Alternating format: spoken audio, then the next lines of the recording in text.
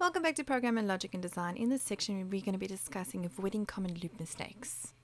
There are 4 most common loop mistakes that we make, and these are the ones that you must not do. First one, neglecting to initialize the loop control variable. Second one, neglecting to alter the loop control variable. Third one, using the wrong comparison within the loop control variable. And the fourth one is including statements inside the loop that belong actually outside the loop. Let's work through an example for the first mistake, neglecting to initialize the loop control variable. So what's going to happen if we remove this loop control variable where it's initialized, here where it is input name? So here we have it removed. What's actually happening? We are entering our decision with an unknown name. The value of name is unknown or garbage. So what's going to happen is the program may end before any labels are actually printed. Who knows? Maybe the variable uppercase Z is now garbage and that has been placed into name, and we automatically exit the loop because now uppercase ZZZ is being compared to quit, which is true, therefore we're just going to say goodbye. Also, whatever the name is of garbage or unknown, that's going to be printed out 100 labels with an invalid name. So now you can understand why it's so important that we give a value to our variables that go into our decisions. Very important, because as you're going to have some programs are going to end and incorrect information is going to be printed out or going to be processed in our programs. The second mistake, neglecting to alter the loop control variable.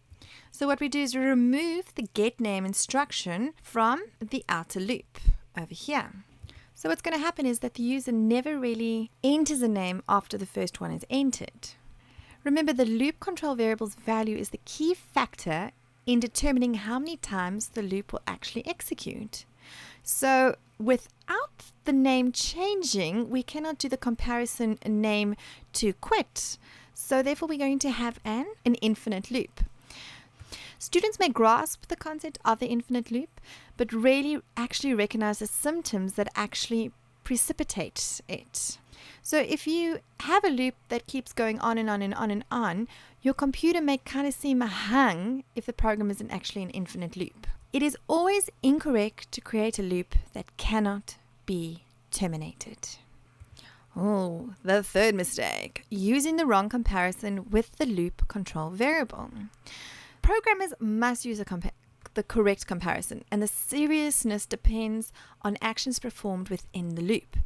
And for example, overcharge insurance customers by 1 month. You can actually overbook a flights on airline applications. Dispense extra medications to patients in a pharmacy. So here is an example of an incorrect logic for a greeting program. So we have name is greater than quit within the decision. So the user is going to input name, whatever name it is, Bill. Bill will be compared to quit, which is ZZZ. Is Bill greater than quit? Of course not. Bill is not greater than quit. Alphabetically, Bill is less than quit, which is ZZZ. So therefore, we're not even going to enter into this loop. We're just going to exit the program straight away and say goodbye. So if we have to play computer again, and let's say we make this less than ZZ, Bill is less than ZZ. Of course, Bill is less than ZZ. So we're going to output hello Bill, and we're going to input the new one. We are going to have a loop after loop after loop after loop all the time.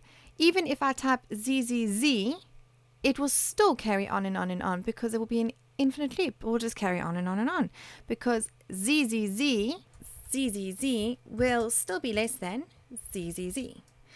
We have to make ZZZ equal to in order for us to actually exit the loop. That is why it isn't so important that we walk through our programs and make sure that we don't make this mistake of using the wrong type of comparisons when actually testing the loop control variable. The fourth and final mistake that you must not do is include statements inside the loop that belong outside the loop. Example would be discount every item by 30%. This is inefficient because the same value is calculated 100 separate times for each price that is entered.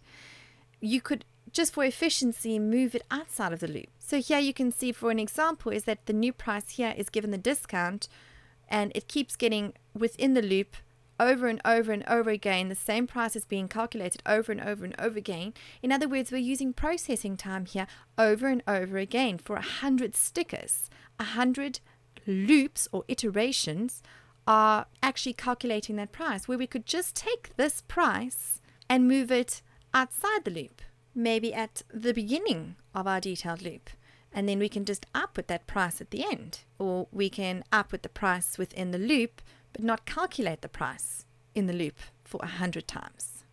Although today's computers are extremely fast, if you are processing hundreds of thousands or millions of records, performing unnecessary statements like calculating the new price within the loop for each record will have a measurable impact on job completion time. Please join me in the next video in which I'll be discussing using a for loop.